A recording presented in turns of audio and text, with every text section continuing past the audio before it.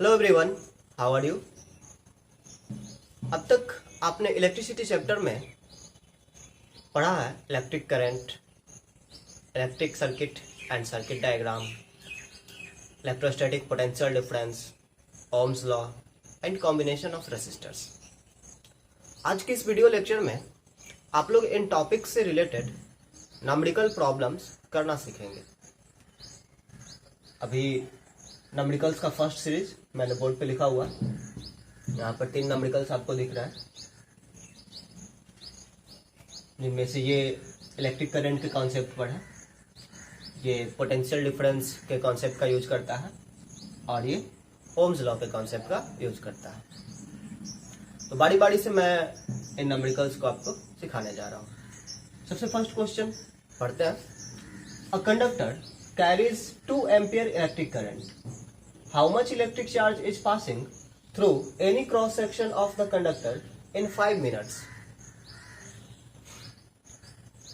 Also calculate the number of electrons passed through the cross section in 5 minutes. तो आप लोग जानते हैं किसी भी कंडक्टर के लिए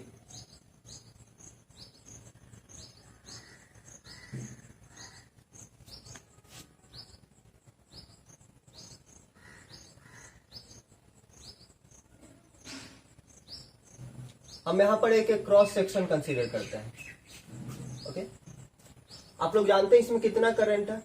current is defined as rate of flow of charges through any given cross section. कोई भी क्रॉस सेक्शन कंसीडर कीजिए इस कंडक्टर में, उस क्रॉस सेक्शन से पर सेकेंड जितना चार्ज पास करता है, उस क्रॉस सेक्शन से पर सेकेंड जितना चार्ज पास करता है उसे हम लोग कहते हैं electric current. I is equal to Q upon T. अब यहां पर क्वेश्चन में आपको क्या दिया गया है? क्वेश्चन में बताया गया है कि कंडक्टर में करंट है 2 एम्पियर का, means I is equal to 2 ampere. और कितना देर में चार्ज पूछा जा रहा है आपसे?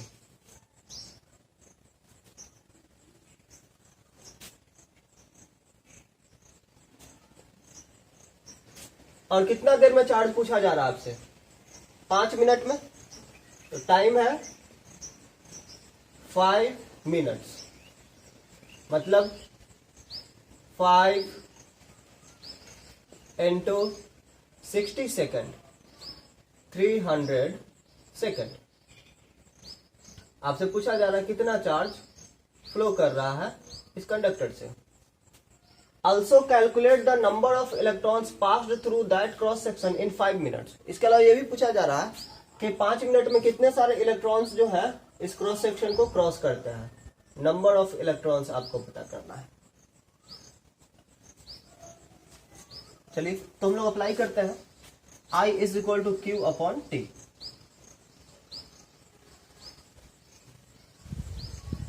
यहां से Q इक्वल IT मिलता है। Q is equal to I है 2 एम्पियर और T है 300 second. 600 ampere second. Ampere second का मतलब होता है कूलॉम। 600 कूलॉम। ये मिला आपको चार्ज। कितना सारा चार्ज पास कर रहा है इस कंडक्टर के किसी क्रॉस सेक्शन से 5 मिनट में? 600 कूलॉम। अब पूछा जा रहा है कितने सारे इलेक्ट्रॉन्स क्रॉस कर रहे होंगे उस क्रॉस सेक्शन को 5 मिनट में। तो आप लोग जानते हैं 1 coulomb charge is equivalent to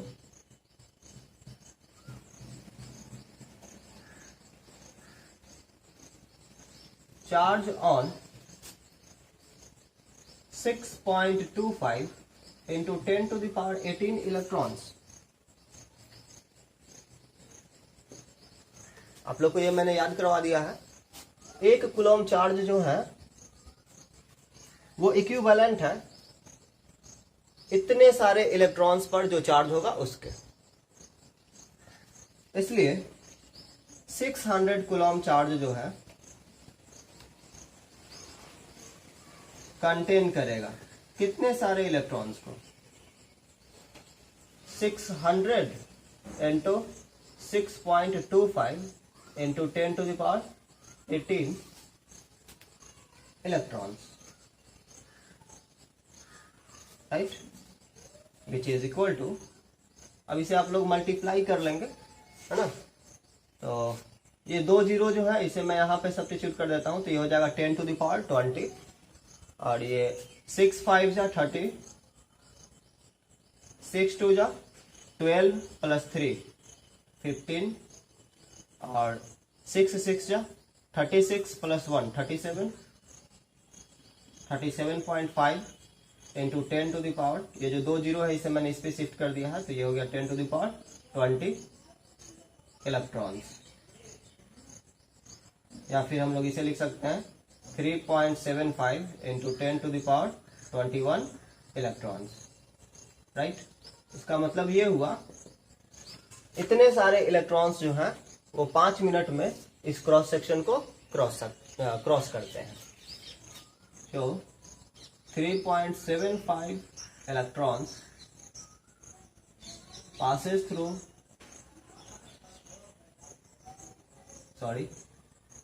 3.75 into 10 to the power 21 electrons passes through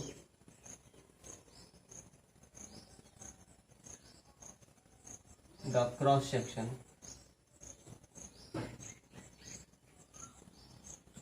in 5 minutes. Okay, तो ये फर्स्ट क्वेश्चन में 2 हिस्से थे, दोनों हमने सॉल्व कर लिया है। आप लोग वीडियो पॉज करके इसे नोट कर सकते हैं।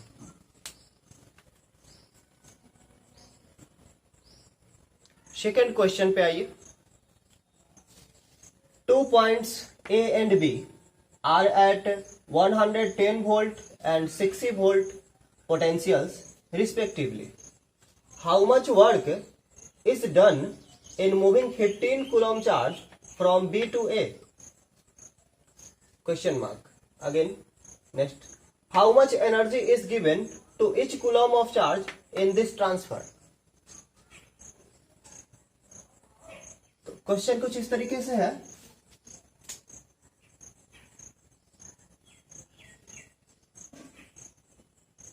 दो पॉइंट्स है, पॉइंट ए और point B. Point A 110 volt potential पर है और point B 50 volt potential 60 volt potential पर है। पॉइंट ए 110 वोल्ट पोटेंशियल पर है और पॉइंट बी 60 वोल्ट पोटेंशियल पर है। 15 कूलम चार्ज को बी से ए ले जाना है। 15 कूलम चार्ज को ले जाना है बी से ए की ओर।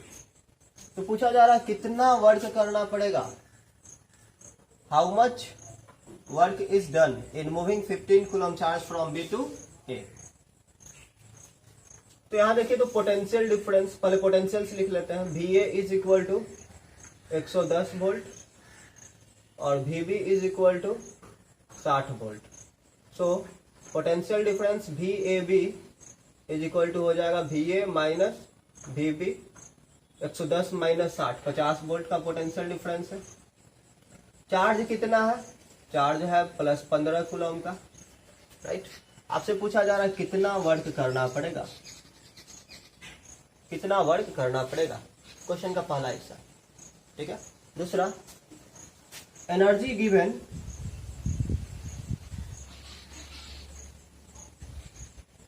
to each coulomb of charge।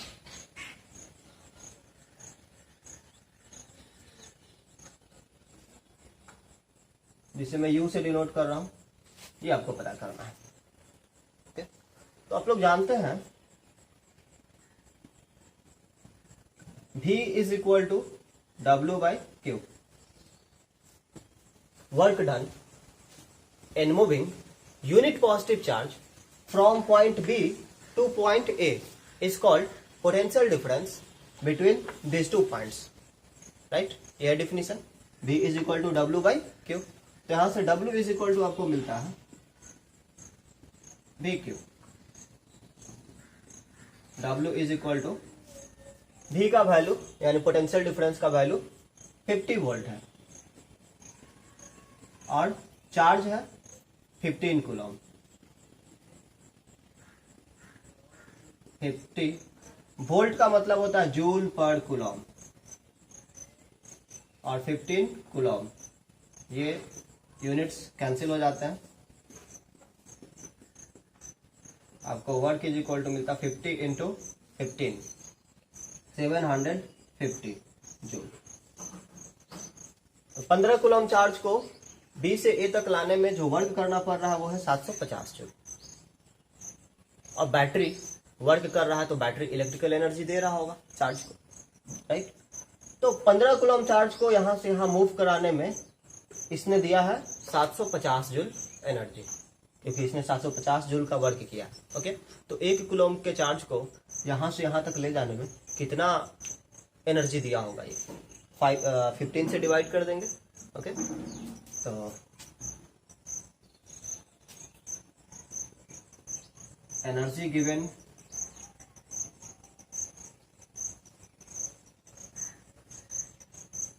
तो 15 कूलम चार्ज, ये है आपका 750 जूल। सो एनर्जी गिवन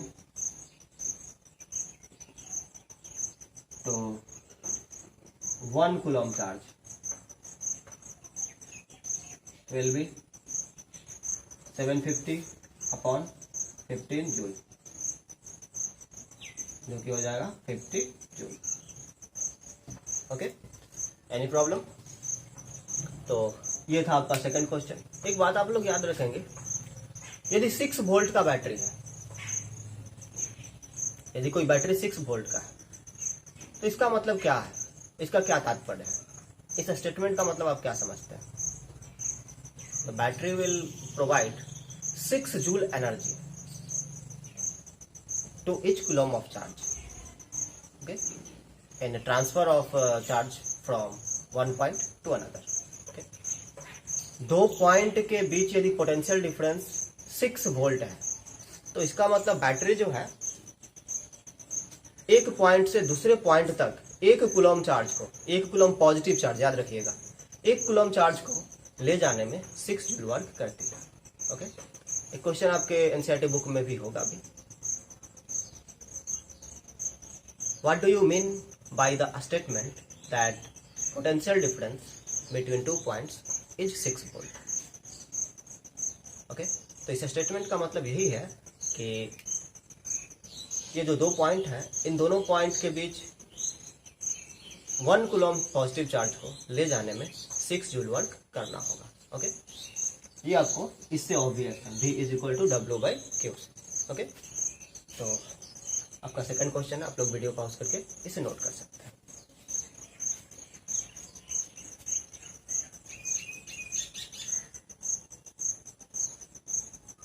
अब थर्ड क्वेश्चन देखिए, resistance of an electric bulb is 440 ohm. What will be the current in the bulb if it is connected to a source of 220 volt. एक bulb का resistance 440 ohm है और इसे connect किया जा रहा है 220 वोल्ट के सोर्स से, तो कितना करंट होगा बल्ब में? Calculate number of electrons passing through the bulb पर सेकेंड, और हर एक सेकेंड कितने सारे इलेक्ट्रॉन्स जो है बल्ब से क्रॉस कर रहे हैं, कितने सारे इलेक्ट्रॉन्स जो है बल्ब से पास कर रहे हैं। तो चलिए सबसे पहले हम लोग इलेक्ट्रिक करंट पता कर लेते हैं। ओके, तो यहाँ पर क्या दिया हुआ है, यहाँ दिया हुआ है रेसिस्टेंस और यहाँ दिया हुआ है पोटेंशियल डिफरेंस V और R दिया हुआ है, और आपको पता करना है करंट I। तो V, R और I के बीच क्या रिलेशन है? ये रिलेशन तो आपको ओम्स लॉ से पता चलता है। Relationship between potential difference and current किससे पता चलता है? ओम्स लॉ से। तो ओम्स लॉ अप्लाई करेंगे। सबसे पहले क्वेश्चन में जो दिया गया है वो नोट करते हैं।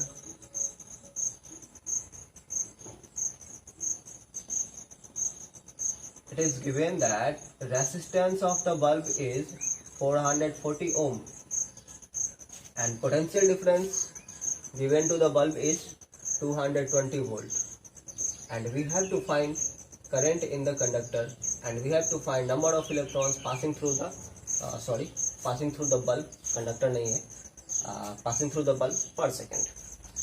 तो देखिए आप लोग जानते हैं as according to Ohm's law V is equal to I R. यहाँ से I इज इक्वल टू आपको मिलेगा V upon R। I is equal to 220 volt upon resistance है 440 ओम।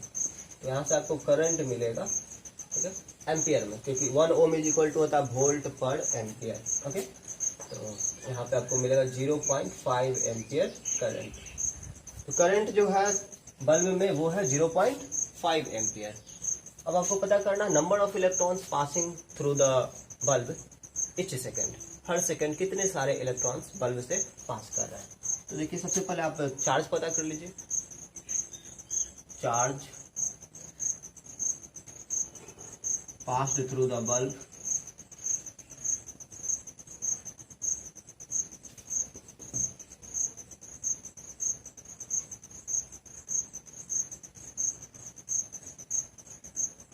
in 1 second। आप लोग जानते हैं I is equal to Q upon T, तो Q is equal to IT, right. Q is equal to IT, क्योंकि आप लोग पढ़े हैं I is equal to Q by T, definition of electric current. Okay, अब I है आपका 0.5 ampere और टाइम है 1 सेकेंड, तो यहाँ से आपको मिलता है 0.5 कूलॉम। ओके, अब नंबर ऑफ इलेक्ट्रॉन्स पता करना। 1 coulomb charge is equivalent to charge on 6.25 into 10 to the power 18 electrons. तो इतने सारे चार्ज जो है वो कितने सारे इलेक्ट्रॉन्स पर होंगे। तो number of electrons passing through the bulb per second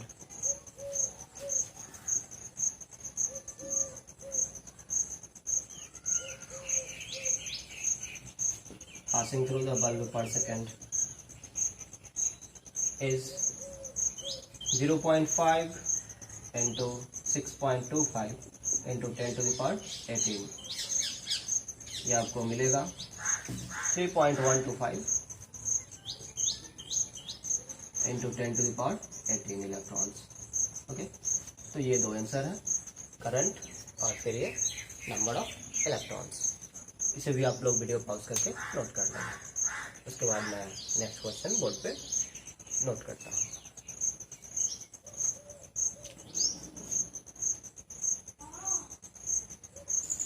अब इस सीरीज का 4th क्वेश्चन हम लोग देखते हैं।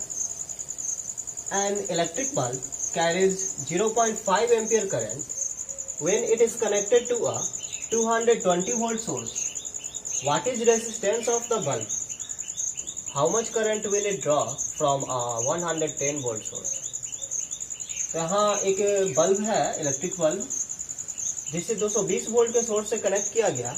तो उस बल्ब में करंट था 0.5 एम्पियर। तो पूछा जा रहा है कि बल्ब का रेसिस्टेंस क्या है, और इसके अलावा ये भी पूछा जा रहा है कि यदि इस बल्ब को 220 वोल्ट के बजाय 110 वोल्ट के सोर्स से कनेक्ट कर दें तब बल्ब से कितना करंट पास करेगा। क्लियर है, ये ओम्स लॉ पे है, बेस्ट क्वेश्चन। तो सबसे पहले जो दिया गया है वो हम लोग लिखते हैं।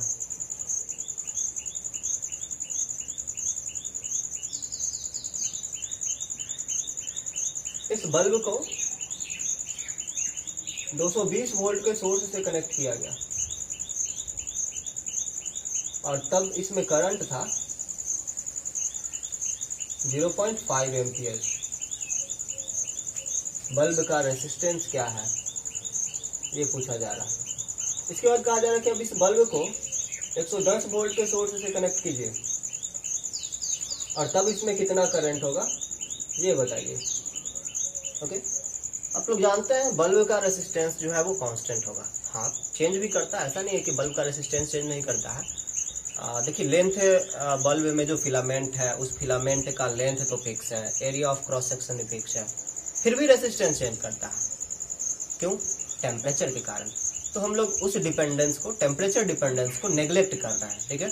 क्वेश्चन में टेम्परेचर डिपेंडेंस की बात नहीं की गई है। मतलब हम लोग ये मान के चल रहे हैं कि टेम्परेचर कांस्टेंट रह रहा है और इस कारण से रेसिस्टेंस भी कांस्टेंट रहेगा। तो यहाँ पर दो अलग अलग केसेज हैं। पहले केस में पोटेंशियल डिफरेंस दिया गया 220 वोल्ट, तो करंट मिला 0.5 एम्पियर। रेसिस्टेंस कैलकुलेट करेंगे। ओके, दूसरा केस में जो है पोटेंशियल डिफरेंस दिया गया है 110 वोल्ट। कितना करंट होगा ये आपको पता करना है, लेकिन कितना करंट होगा ये पता करने के लिए आपको रेसिस्टेंस की जरूरत पड़ेगी। कोई बात नहीं, आपने इस केस में फर्स्ट केस में जो रेसिस्टेंस कैलकुलेट किया है उसी रेसिस्टेंस का यूज इसमें भी करेंगे। क्यों? क्योंकि रेसिस्टेंस कांस्टेंट है। Ohm's law V is equal to IR होता है। इसमें कांस्टेंट टर्म क्या है? इसमें कांस्टेंट टर्म है R, यानी कि रेसिस्टेंस। V और I एक दूसरे पे डिपेंड करते हैं। करंट के चेंज करने से, करंट यदि इंक्रीज करता है तो पोटेंशियल डिफरेंस इंक्रीज कर जाएगा, करंट यदि डिक्रीज करता है तो पोटेंशियल डिफरेंस भी डिक्रीज कर जाएगा। लेकिन रेसिस्टेंस जो है वो कांस्टेंट रहता है। ओके, कोई भी आपसे पूछे what is constant term in ohms law, तो ओम्स लॉ में जो कांस्टेंट टर्म है वो रेसिस्टेंस है। हाँ, एक तरीके से और क्वेश्चन पूछा जा सकता है, what is condition, what is required condition to apply Ohm's law. तो यहाँ पर जो ये जो क्वेश्चन है इसका आंसर होगा temperature should be constant. Temperature यदि कांस्टेंट रहेगा तभी आप ओम्स लॉ अप्लाई कर सकते हैं, क्योंकि टेम्परेचर चेंज करने पे रेसिस्टेंस जो है वो चेंज कर जाया करता है और इसलिए ओम्स लॉ आप अप्लाई नहीं कर सकते हैं। ठीक है, रेसिस्टेंस कांस्टेंट रहेगा ही नहीं तो फिर ओम्स लॉ वैलिड नहीं रहेगा। V is equal to IR में R जो है कांस्टेंट टर्म है और R तभी कांस्टेंट रहेगा जब टेम्परेचर कांस्टेंट रहे, टेम्परेचर ना बदले। ओके, चलिए तो आते हैं हम लोग इस क्वेश्चन पे। हम लोग यहाँ पर टेम्परेचर डिपेंडेंस को नेग्लेक्ट कर रहे हैं। टेम्परेचर के कारण रेसिस्टेंस चेंज होगा, इस बात को हम लोग छोड़ दे रहे हैं। ठीक है, इस बात पे हम लोग ध्यान नहीं दे रहे हैं। हम लोग ये मान के चलते हैं कि बल्ब का रेसिस्टेंस कांस्टेंट है। ओके, तो आप लोग जानते हैं according to Ohm's law V is equal to IR implies that R is equal to V1 upon R1 V1 upon I1। V1 का वैल्यू है 220 वोल्ट और I1 का वैल्यू है 0.5 एम्पियर। तो इस तरीके से रेसिस्टेंस आपको मिल जाता है 220 बटा 0.5 440 वोल्ट पर एम्पियर। वोल्ट पर एम्पियर को ओम कहा जाता है। ओके, सेकेंड हिस्सा जो है, यदि पोटेंशियल डिफरेंस 110 वोल्ट हो तो करंट कितना होगा। Again V is equal to IR, तो यहां से हम लोग लिख सकते हैं I2 is equal to V2 upon R। Resistance constant रहेगा इसलिए इसमें R1 और R2 का कॉन्सेप्ट नहीं अप्लाई किया गया। V2 जो है अब है 110 वोल्ट और रेसिस्टेंस है 440 वोल्ट, तो यहाँ से आपको करंट मिलता है 0.25 एम्पियर। अब इस क्वेश्चन का जो सेकंड हिस्सा है जिसमें कि करंट कैलकुलेट करने के लिए कहा जा रहा है, ये आप लोग एक और मेथड से भी कैलकुलेट कर सकते हैं। सेकंड हिस्से के लिए जो अल्टरनेट मेथड है वो मैं अब बता रहा हूँ आपको, जो कि बहुत ही आसान है। आप लोग जानते हैं Ohm's law, potential difference is directly proportional to current, right. और इस कारण से आप लोग लिख सकते हैं V1 upon V2 is equal to I1 upon I2। Okay, Ohm's law जब मैं डिस्क्राइब कर रहा था उस समय जो है ये कंडीशन आप लोग को बताया गया था। ओके, हाँ ऐसे भी आप लिख सकते हैं। देखिए इधर V1 is equal to I1 R, V2 is equal to I2 R, दोनों का रेशियो ले लीजिए, resistance cancel, V1 upon V2 is equal to I1 upon I2, right. अब आइए, V1 का वैल्यू है 220 वोल्ट, V2 का वैल्यू है 110 वोल्ट, I1 का वैल्यू है 0.5 एम्पियर और I2 का वैल्यू आपको पता करना है। तो यहाँ से आपको I2 इज इक्वल टू मिल जाता है 0.5 अपॉन 2 एम्पियर, मतलब I2 is equal to 0.25 ampere. Okay, तो ये दो तरीके से जो है आप लोग ये क्वेश्चन का जो सेकंड हिस्सा है उसे सॉल्व कर सकते हैं। मतलब सेकंड हिस्सा के लिए जो है आपको रेसिस्टेंस कैलकुलेट करना जरूरी नहीं है, आप डायरेक्ट ओम्स लॉ से ये कॉन्सेप्ट जो है इस्तेमाल कर सकते हैं। ओके, तो वीडियो पॉज करके आप लोग ये सॉल्यूशन नोट कर लेंगे।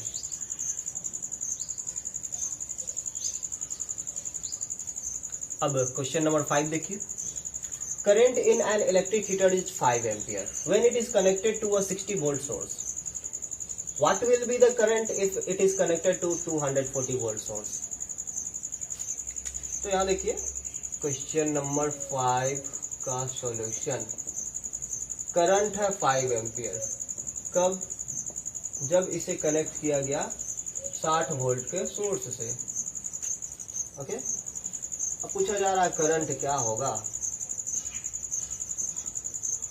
जब इसे कनेक्ट किया जाए 240 वोल्ट के सोर्स से। अगेन ये ओम्स लॉ का क्वेश्चन, अभी अभी आपने क्वेश्चन नंबर 4 का सेकंड हिस्सा बनाया है ना, वैसे इसको सॉल्व कर लेंगे। V is proportional to I, therefore V1 upon V2 is equal to I1 upon I2। V1 है 60 वोल्ट, V2 है 240 वोल्ट, I1 है 5 एम्पियर, I2 आपको कैलकुलेट करना है। यहाँ से I2 इज इक्वल टू आपको मिल जाता है 4 इंटू 5 एम्पियर यानी 20 एम्पियर। ओके, आप चाहते तो यहाँ रेसिस्टेंस कैलकुलेट करके और उसके बाद भी इसे सॉल्व कर सकते थे। ओके, तो वीडियो पॉज करके इस सॉल्यूशन को भी आप लोग नोट कर लेंगे। अब क्वेश्चन नंबर 6 देखिए। Resistivity of the material of a conducting wire is 10 to the power -8 ohm metre. एक कंडक्टिंग वायर है, उसके लिए रेसिस्टिविटी जो है वो है, क्वेश्चन नंबर 6 हम लोग कर रहे हैं। Resistivity 10 to the power -8 ohm metre है। Calculate resistance of the wire. Resistance आपको पता करना है। If it's length is 100 metre, इसका लेंथ है 100 मीटर और एरिया ऑफ क्रॉस सेक्शन जो है वो है 0.1 स्क्वायर्ड mm। ओके, चलिए तो आइए यहाँ ध्यान दीजिए। इसे आप लोग लिख सकते हैं 0.1 स्क्वायर्ड mm को आप लोग चेंज करना चाहेंगे स्क्वायर्ड मीटर में, राइट? तो देखिए 0.1 इंटू मिली के लिए 10 to the power -3 metre squared. Okay, milli का मतलब क्या? मिली किसके लिए यूज किया जाता है? 10 टू द पावर -3 के लिए, ठीक है? तो मिलीमीटर के लिए आप लोग लिखेंगे 10 टू द पावर -3 मीटर और उसका किया गया है स्क्वायर। तो यहाँ से आपको मिला 0.1 into 10 to the power -6, 10 to the power -3 का स्क्वायर करेंगे तो 10 to the power -6 square metre. और फिर यहाँ से आपको मिल जाता 1 into 10 to the power -7 square metre. ये हो गया area of cross section. Okay, अब आप लोग जानते हैं resistance is equal to rho L upon A, जहां पर रो क्या है? रेसिस्टिविटी है। रो का वैल्यू है 10 to the power -8 ohm metre, length है 100 मीटर और एरिया ऑफ क्रॉस सेक्शन अभी आपने कैलकुलेट किया 1 into 10 to the power -7 square metre. Okay, अब देखिए metre into metre, metre squared, okay, और ये मीटर स्क्वायर्ड दोनों कैंसिल, ठीक है? और ये देखिए R is equal to 10 to the power -8 और फिर ये 100 के लिए 10 टू द पावर 2 और ये 10 टू द पावर -7 को हम लोग नंबरेटर में भेजेंगे तो ये हो जाएगा 10 to the power +7 ohm. Resistance R is equal to, ये हो गया, इन सब का सम कैलकुलेट कीजिए आप, ठीक है? -8 + 2 + 7 आपको मिलेगा 1, तो ये आपको मिला 10 ओम, राइट? तो इस वायर का रेसिस्टेंस है 10 ओम। इस सॉल्यूशन को भी आप लोग वीडियो पॉज करके नोट कर लेंगे। इस सीरीज के नेक्स्ट क्वेश्चंस को आप लोग देखिए। फर्स्ट है, what will be the effect on resistance of a conductor if it's length is doubled without changing it's thickness. यदि एक कंडक्टर के लेंथ को डबल कर दिया जाए, उसके थिकनेस को बिना चेंज किए, थिकनेस को चेंज नहीं किया गया यानी area of cross section constant है, तब उसके रेसिस्टेंस पर क्या असर होगा? देखिए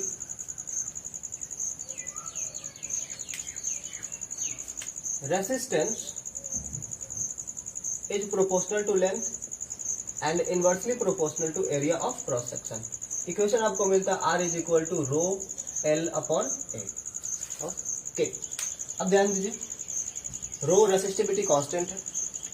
फर्स्ट क्वेश्चन में क्या कहा गया, थिकनेस को कांस्टेंट रखा गया, तो आप यूज कर सकते हैं resistance directly proportional to length. Okay, अब यदि लेंथ को डबल कर दें, ए को कांस्टेंट रख के, एरिया ऑफ क्रॉस सेक्शन को कांस्टेंट रख के लेंथ को आप डबल कर दें, तब रेसिस्टेंस पर क्या असर होगा, लेंथ डबल तो रेसिस्टेंस भी डबल। तो फर्स्ट का आंसर क्या हो जाएगा, डबल्ड। ओके, सेकंड देखिए, what will be the effect on resistance of a conductor if its thickness is doubled without changing the length। Thickness यानी एरिया ऑफ क्रॉस सेक्शन को double कर दिया गया और लेंथ को कांस्टेंट रखा गया। आप जानते हैं resistance is inversely proportional to area of cross section. तो यदि एरिया ऑफ क्रॉस सेक्शन को डबल करेंगे तो रेसिस्टेंस हाफ हो जाएगा, एरिया ऑफ क्रॉस सेक्शन को ट्रिपल करेंगे तो रेसिस्टेंस 1/3 हो जाएगा, 1/3 टाइम्स। यदि एरिया ऑफ क्रॉस सेक्शन को 4 टाइम्स कर दे तो रेसिस्टेंस 1/4 टाइम्स हो जाएगा, राइट। तो इसका आंसर हो जाएगा आपका हाफ, राइट, क्योंकि यहाँ पर एरिया ऑफ क्रॉस सेक्शन को डबल किया गया है। नेक्स्ट जो क्वेश्चन है, ये मैंने आप लोगों को factors affecting resistance of a conductor topic में मैंने पढ़ाया भी है, लेकिन फिर भी मैं ये क्वेश्चन आपको फिर से करा देता हूँ। एक कंडक्टर है, इसे खींच करके, इस तरीके से खींच करके इसे दुगना लंबा कर दिया गया, तब इसके रेसिस्टेंस पर क्या असर होगा। तो यदि किसी कंडक्टर को आप खींच करके उससे दुगना लंबा करेंगे तो उसका वॉल्यूम तो फिक्स है, लेंथ डबल हो जाएगा और एरिया ऑफ क्रॉस सेक्शन आधा रह जाएगा। ओके, तो मैं क्वेश्चन 9 डायरेक्ट यहाँ कर रहा हूँ। फर्स्ट केस में सपोज लेंथ है L और एरिया ऑफ क्रॉस सेक्शन है A, रेसिस्टेंस मान लीजिए R है। ओके, अब किया क्या गया, लेंथ को डबल कर दिया गया 2L, तब एरिया ऑफ क्रॉस सेक्शन हो जाता है हाफ A/2। अब पूछा जा रहा है रेसिस्टेंस कितना होगा, तो आप लोग जानते हैं R is equal to rho L upon A। So आप लोग लिख सकते हैं R1 upon R2 is equal to L1 upon L2 into A2 upon A1। R1 का वैल्यू है R, R2 का वैल्यू आपको कैलकुलेट करना है, L1 का वैल्यू L, L2 का वैल्यू 2L, A2 का वैल्यू A/2 और A1 का वैल्यू A। इसे आप लोग सॉल्व करेंगे तो L L कैंसिल और यहाँ A और A कैंसिल, आपको मिलेगा 1/4, यानी R upon R2 is equal to 1/4, implies that R2 is equal to 4 times R। मतलब रेसिस्टेंस जो है वो 4 गुना बढ़ जाएगा। यदि आप किसी वायर को खींच करके उसके लेंथ को डबल कर देते हैं तो उसका रेसिस्टेंस 4 गुना हो जाता है। ओके, तो आप लोग इस सॉल्यूशन को भी वीडियो पॉज करके नोट कर लेंगे।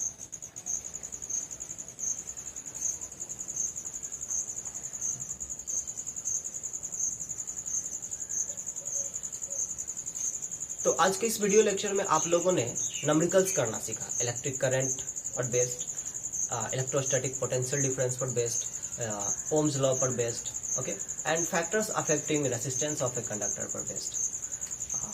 अभी भी हम लोग को हमने जहाँ तक पढ़ा है वहाँ तक में भी एक टॉपिक रह गया है जिस पर हमें नंबरिकल्स करने हैं, वो है combination of resistors.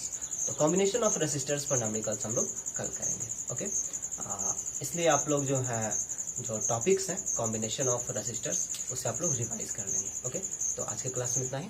Thank you.